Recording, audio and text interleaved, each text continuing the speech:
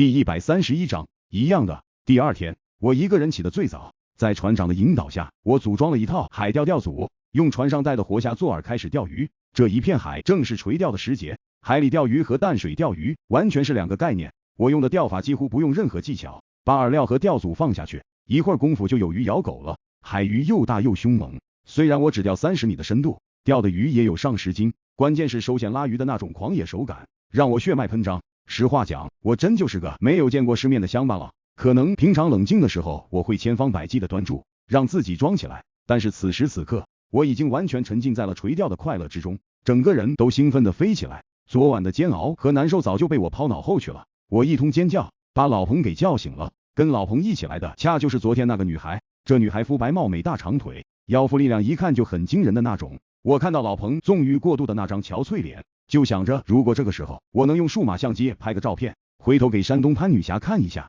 那个后果一定会非常的精彩。老彭，快过来钓鱼啊！我都钓了2条了。老彭加入，高兴的像个孩子。他身后的女孩兴奋的大叫，帮着他取鱼。两人俨然是双宿双飞。到快中午的时候，老黄和老方两人才起床吃东西。看他们一夜操劳，真的很辛苦。中午厨师做了海鲜宴，我们又喝澳洲的红酒。船上8个女孩子，老彭占了一个，老方占了一个，还有几个都围着老黄转。老黄还是同样的嗜好，喜欢大把的撒钱，喜欢很多的女孩子。只有我是一个人，还有樊颖也一个人，我们竟然都尴尬。我忽然有些后悔，觉得昨天不应该那么选择，因为这个局本来就是这样，女人用青春和貌美来换他们想要的东西，短期的钱也可以，未来和事业也可以，这就是交易，没有人当真。就像老彭肆无忌惮的搂着妖丽女神，这如同在岸上任何一个地方他都不会放得这么开，因为他只要双脚站在岸上，他内心就会有个恐惧的山东女侠作祟。但是这里是海上，离陆地已经出了100多海里了，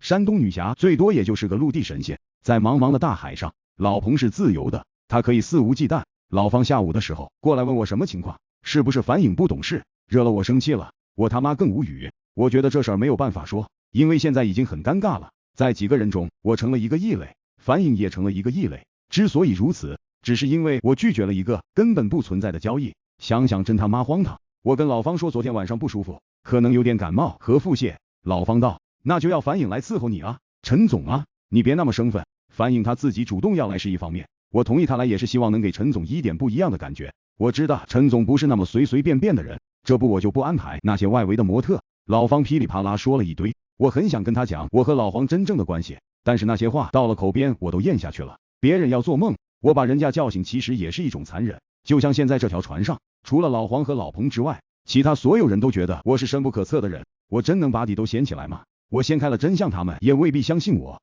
就算所有人都相信我，那我又算个什么东西呢？老黄的底裤是不是也被我掀出来了呢？我想到这一点，心中唯有苦笑。我真他妈的被拽进到了一个虚幻浮夸的世界里面，挣不脱也逃不掉了。我吃晚饭的时候，把樊颖叫过来和我一起，然后跟他讲，樊颖，你别那么生分，我们可以一起吃饭喝酒的。樊颖点点头，很拘谨，因为他可能想到了我昨天的态度。我看到他这副模样，不管他是装的还是真的，我的心情都好了不少。吃晚饭，我回自己的房间，我躺在外面的露台上看海边的日出。樊颖不知什么时候溜了进来，陈总。我扭头，还没等我说话，他竟然一下跪在了我的面前。陈总，我知道你肯定不喜欢我，可能是我做错了事儿，或者说错了话，您能不能直接批评我，骂我，或者打我都行，您不要把我边缘化。我百口莫辩，我很想说你没有说错话，没有做错事，什么都没错，都是我的错，是我自己感到有些不爽，但是我能说什么呢？我什么都不好说，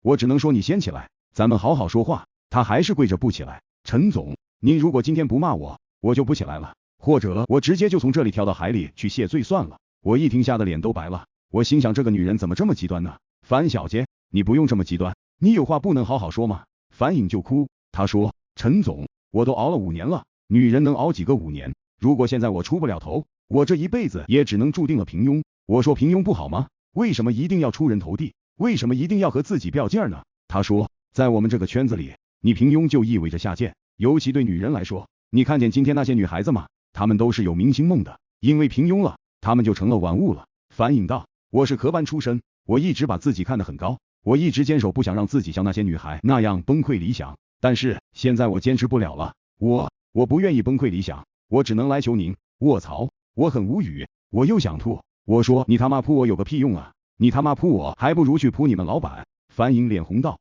我是方总让我跟您随行的。我沉默了，我仔细品咂樊颖的话。樊颖说了一个新词汇，崩溃理想。我觉得这个词用的竟然很好，我忍不住想，我的理想是什么？我一连问了自己3次，我竟然回答不上来。我想了几个目标理想，好像都不是那么回事儿。我之前问范冰冰想要什么，现在又问樊颖想要什么，那我自己想要的是什么呢？我想来想去，我还是只想到一个字，钱。我想要钱，很多钱，因为我现在没有钱，让我跟这帮土豪、土鳖的王八蛋老板们混在一起，特别的压抑憋屈。他妈的，我不断的爆粗口，因为我忽然觉得自己和那些女孩子其实是一样的。老黄玩他们，把我其实也当成猴一样的玩，只是女孩子们付出了身体，我付出的是捧哏和逗她开心的智商，本质上差不多。